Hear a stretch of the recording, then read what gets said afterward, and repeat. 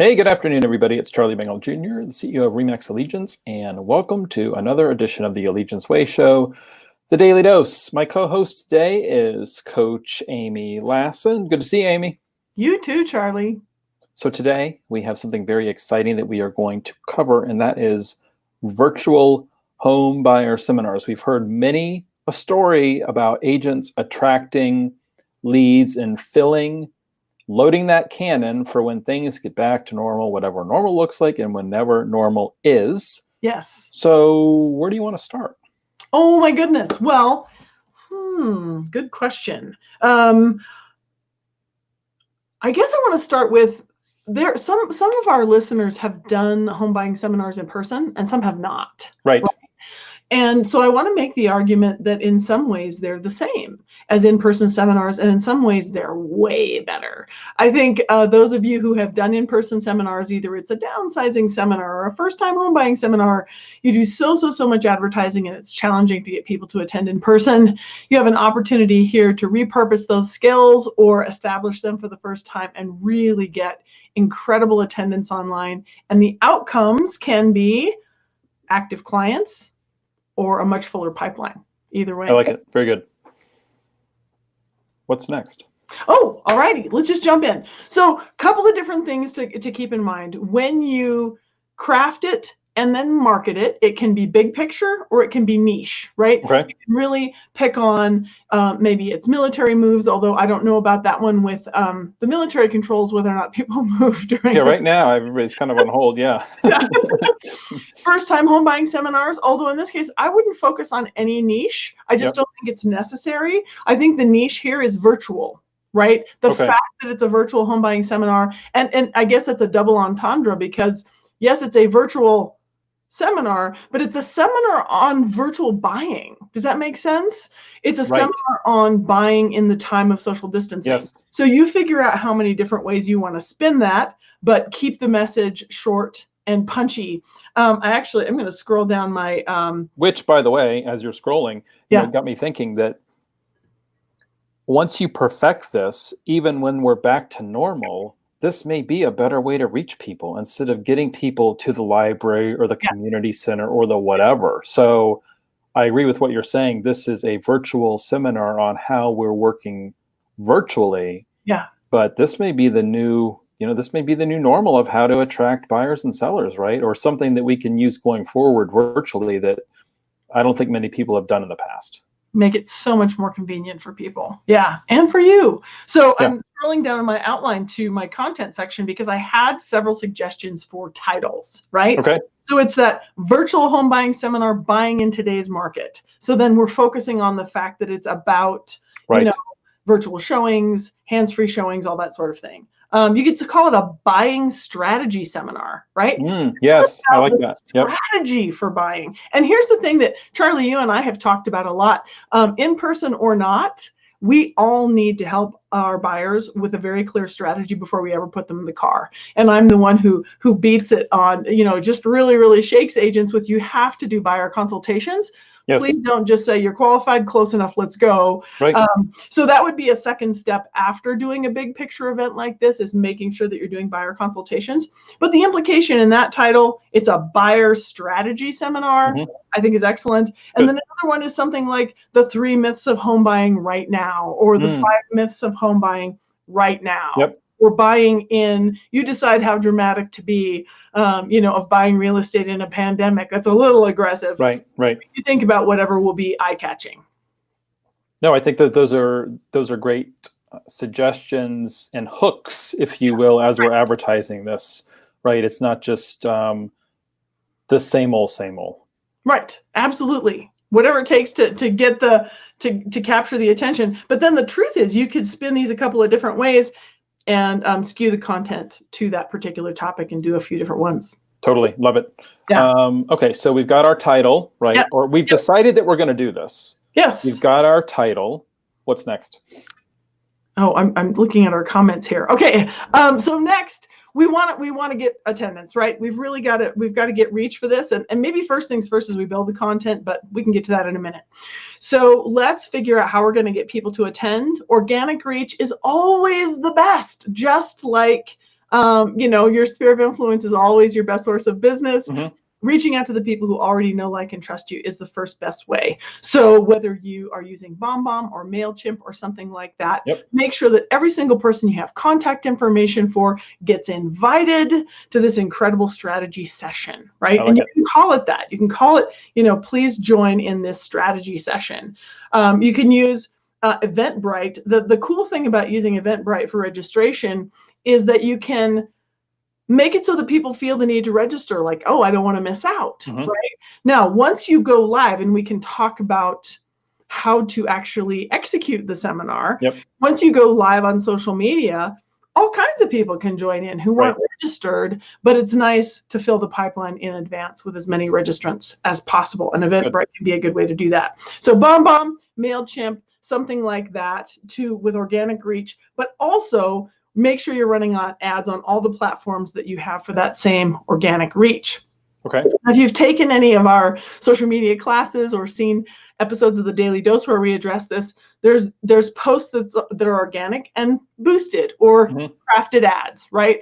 So figure out a budget for how much this is worth to you. Think about open houses. Think about all the time you spend on open houses, money buying cookies. Don't necessarily be cheap. Once you've crafted a really valuable message, make sure you reach as many people as possible, right?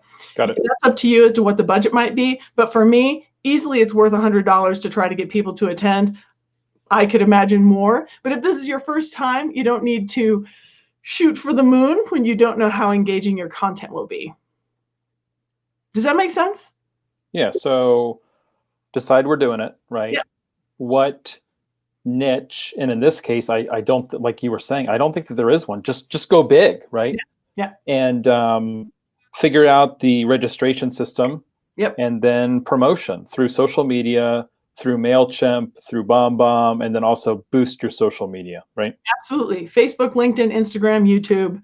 Make sure that you cover, and don't overthink this. Those who don't currently advertise on all those and now they're intimidated, forget I said it. Do one, right? If you're a Facebooker and that works for you, excellent. Don't overthink it. But Charlie, you made a good point about registration methods. There are others. Eventbrite is a good way to make it easy for people to register. If you're using Zoom, Zoom has forms sort of to replace landing pages. And then BombBomb has forms as well. So either of them would work.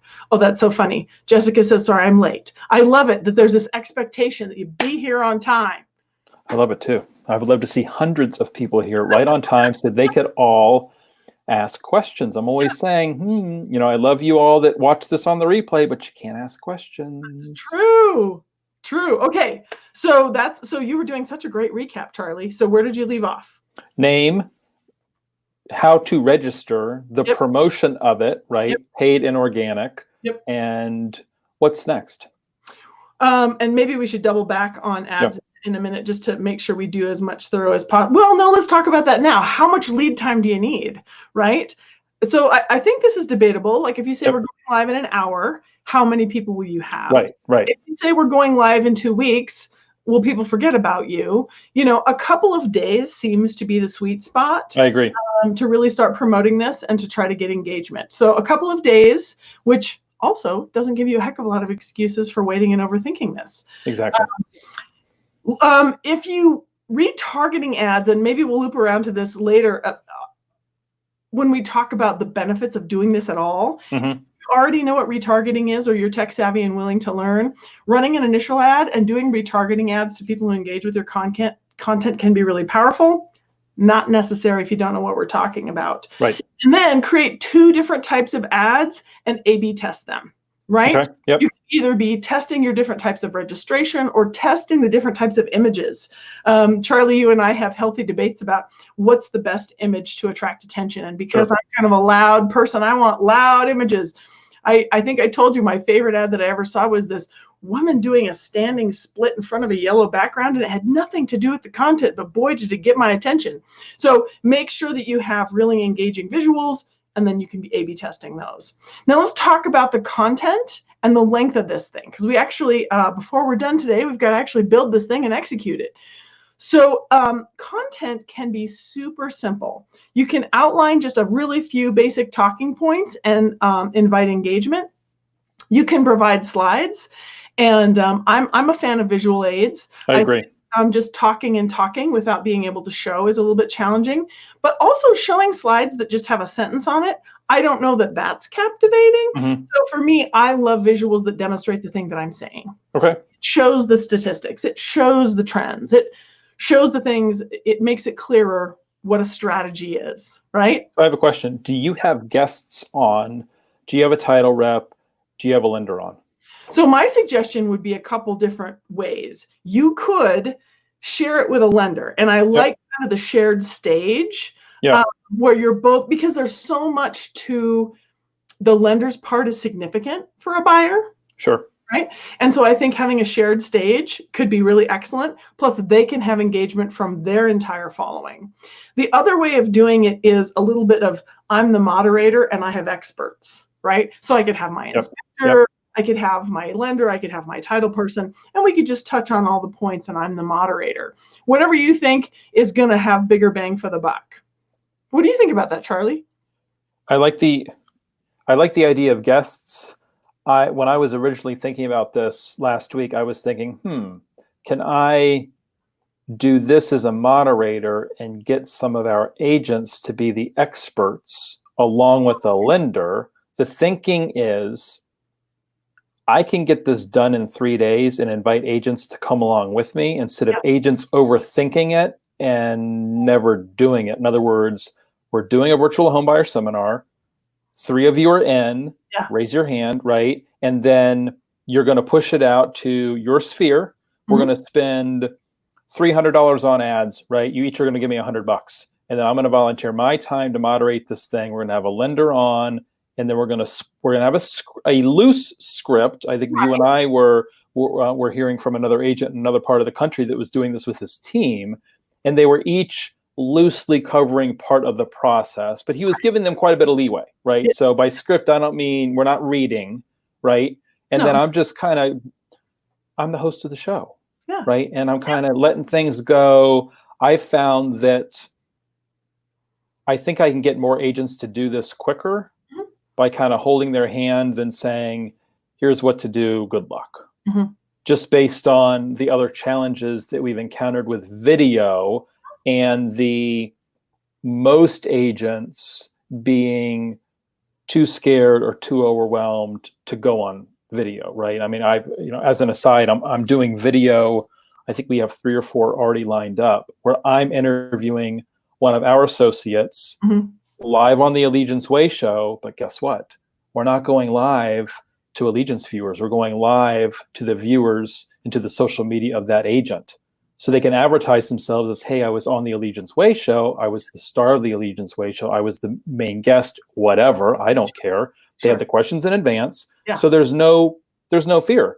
And what I'm telling people is if I'm involved, we're going to record it, right? But we're also doing it live. That way I know it's done. Yes. Right. So we're not sucking up my time so you can record something and then not do anything with it. Nice try, right? We're going to get this thing done live and it's going to be rehearsed. You're going to have the questions in advance, right? So you're not going to fall on your face. I think we could do something similar with this homebuyer seminar. Now, there may be some agents that are like, wait a minute, I don't want to team up with somebody that I compete with, whatever. And whatever is probably my response to that, right? The chances of you stepping on somebody that competes in your neighborhood is pretty slim if we choose 3 agents. And we could always do 1 DC, 1 Northern Virginia, and then 1 down in Hampton Roads. Boom. There's no competition, right? And we knock this thing out. I mean, we could do this thing on Friday. It'd be done. Idea Tuesday, executed Friday, done, right? And you don't have the weekend to obsess about it. Yeah. So anyway, that's my tangent idea. And if people are interested, text me, email me, whatever, right? If I've got a group that's interested, do it. Yeah. So anyway, another reason though, Charlie, what you're saying is excellent. And another reason to not overthink this for those who may have objections to, I don't want to share it with another agent. This is a first run. Right. Hopefully you're going to get better at this, whether this is buyer seminars or this is being on camera. All right. Exactly. So Right. I want to tell you, whatever it takes to get you in motion, don't overthink the details. You're not going to crush it the first time and close 5 Yep. buyers. Now, I'm Yep. not condemning you. If you do pull that off, great. Tell me Right. so, and we'll interview you on the next Daily Dose. Oh, absolutely. But if you've never done it before, so I'm in high school, I'd rather do a group project with 4 other people and present the 5 of us in front of the class instead of me doing it myself and presenting it by myself in front of the class. Yeah. Right? Especially for the first one. Yeah. Yeah. Yeah. That's why I'm saying, for every reason, don't overthink this. Let's just get in action, right? So guests, looping back Yes. from my tangent, Yes. guests. So if you're doing this kind of a solo thing, the home inspector, the lender, the title rep, guess what? These people will be more than willing to help you. Most of them are at home. They have Zoom. You can loop them in. It's easy to do. You're the moderator, or you can go it alone and just have slides. I think, and I will tell you from my experience, I am not a trainer, right? You're a trainer. You're better at this in instruction than I am, Amy. And it is hard for me to kind of talk into the ether like on a webinar with nobody else on there, no feedback except comments that maybe you can and cannot follow, right? It's hard. Yeah. So the idea of, and that's why we're starting out with a video doing interviews, right? This is by design, right? Yeah. Because you just going on by yourself is hard. We've got somebody saying, I'm interested, but rather freaked out at video. Well, it's time to rip the Band-Aid off. It's time to push you into the pool, right? I mean, it's time. Video's not going away. So I like the idea of the guests, even if it was just your lender. Yeah. Having one other person there, I think, is just so much easier. Somebody else is saying, I'm always nervous live. I'm just as nervous when I go into a listing presentation. And you know what? It's because you care. It's because you care. Barbara Streisand freaks out before she goes on stage, right? Yes. You know, it's because she cares, right? Yeah. And some nerves are good, right? Yeah. Paralyzing nerves, not so much, but some nerves are good. Yeah. I used to get nervous before we would start doing this. I don't anymore because we've done it so many times. Maybe I should be more nervous, but I'm not. You know, Charlie, I have an idea for a daily dose on how to get started in video. And it's going to be super baby steps. Like, how did you learn to read, right? We started with the alphabet. We started with the little words. Yeah. Because I feel like we're going there today, and I'm not trying to chastise either one of us for being off track, but for those who may be freaked out, I feel like we need to offer that to you. And Charlie, I bumped into someone else's coaching client at an event, and he told me how paralyzed he was. And I said, hold up your phone and record yourself saying anything, and then send it to yourself and then watch it. And he said, oh, that's a brilliant idea. Like, he was so paralyzed, he couldn't start anywhere. Right. So what if that was step 1? And step 2 is record yourself and then send it to your mother. And then step 3 is, like, we can just work you up to not be. It's almost like a video boot camp accountability group. In other words, if you're in, you're in. You report back your results every week. It's a shared Google sheet, something like that, right? Yeah. But I like that. Yeah. I mean, for me, I think there's no reason why, and there's somebody going to be out there watching this goes, well, there is a reason why. It's because I'm terrified, Charlie. Sure. I think that we've armed you with enough information on our market stats and everything else that anybody watching this can go live on Facebook, right? And just, I have a window here, right? Sometimes I take my notes to the window. Tape the stats to the window so you're looking in the camera, right? Sometimes I look down and just talk about, hey guys, you know, I know that we're all stuck inside right now and I'm still working, you know, surprise, the real estate market is still going. Can you believe that? And maybe you just talk about the market a little bit. Hey, how are you guys doing? I'd love to catch up with you, you know, by phone. Hit me up, boom, done. 30 seconds. Yeah. And I like the live part. You and I have talked about this before, and then we need to get back on track here. But I like the live part because there's no time to obsess. There's no time for the analytical me to do 40 takes. It's done. And I taught, what was it? A couple months ago, I taught a class, and it was an hour long live. I fumbled around and screwed up. I'm not the most articulate guy in the world, but you know what? It was done. And had I tried to record that, it would have been like 40 takes. It would have taken 2 days. I don't have time for that. It's just one and done. And I think that's the beauty of live. And the more you do it, the easier that it gets. And eventually you stop making the same mistakes as you did on the first video. You just get better. Yeah. So anyway. And you said something, you said that I'm good at being a trainer, and I really appreciate you saying that, but I want everybody to hear the lesson from the book Mindset, and that is believing that people are naturally good at a thing or not is a fallacy. Right. And I can think of 3 specific times in my life and my career when I was pushed by someone else to do a thing I didn't want to do, and I was not comfortable with it. I didn't think I was ready. One was when I proposed this entire coaching and training model for our whole brokerage, and I pitched it to the broker owner, and he said, cool, get back to me on that. And then I just did nothing. I dropped it like a hot rock. And a couple months later, he said, are you ready with that thing? Because tomorrow's the meeting. And he just shoved me off the cliff. And I faked up some slides, and I just went off half-cocked, and I figured it out. And it was a huge success because I truly had passion for it. I just didn't think I was ready. I didn't think I was prepared. And he's like, what the heck does prepared even mean? So I want to encourage everyone, this is your push. Charlie and I are here to help you, to lovingly shove you out there in front of the audience and help you get started, because you won't get better if you don't get started. Yeah, so we'll talk more about the Daily Dose idea, getting started in video. But another quick plug for if you want the video interview with me, hit me up. I can only do a few of those a week, right? So the schedule's going to get full. It takes about an hour of prep and then the interview. I don't have 15 hours of extra time every week, right? So if you want in sooner rather than later, now is the time.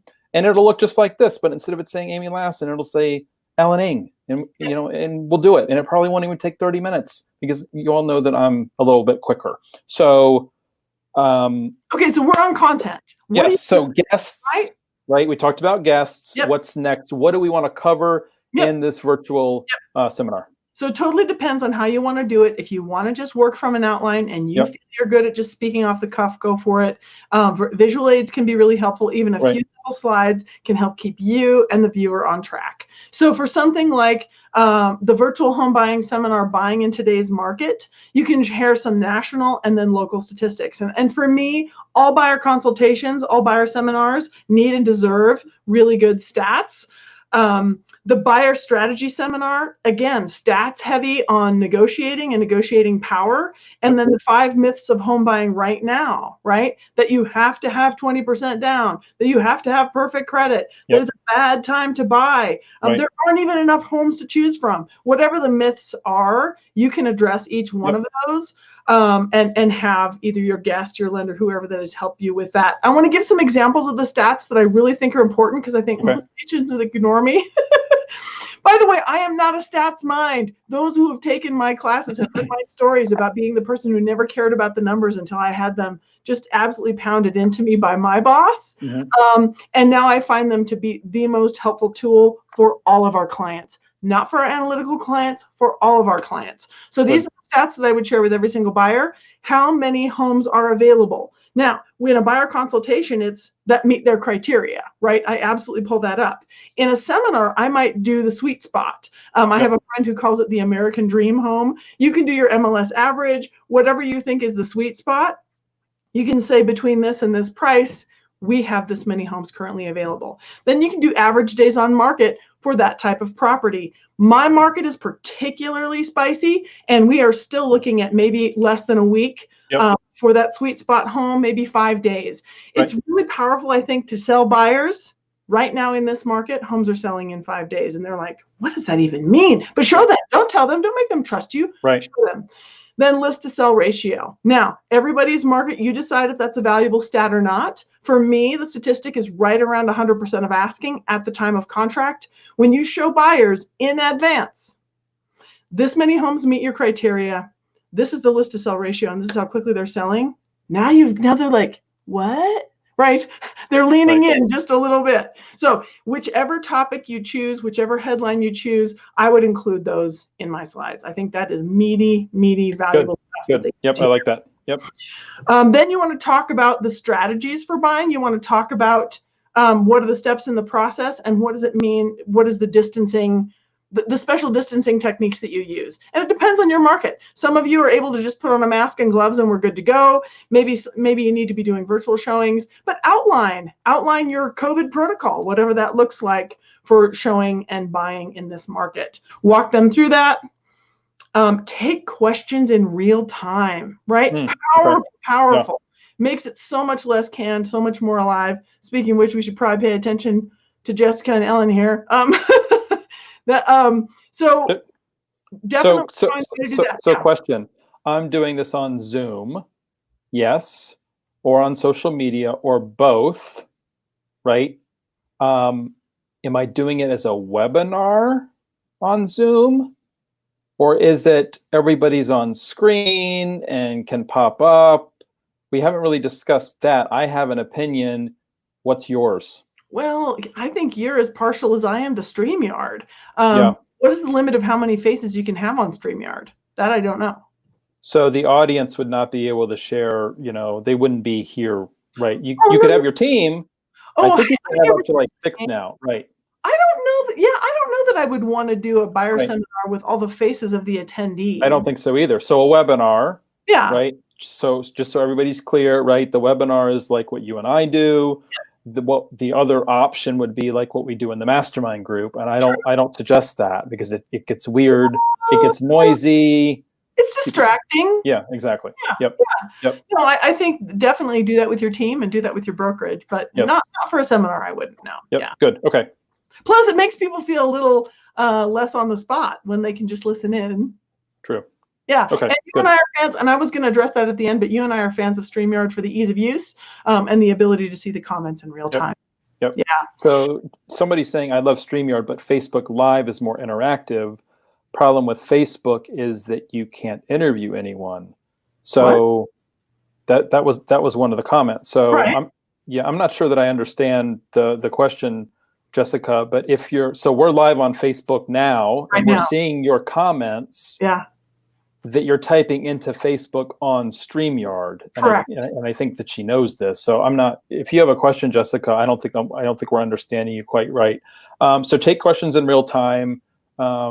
What's next? And then, so I'm just going to offer up a pivot and a close, right? And then some follow-up strategies. Yep.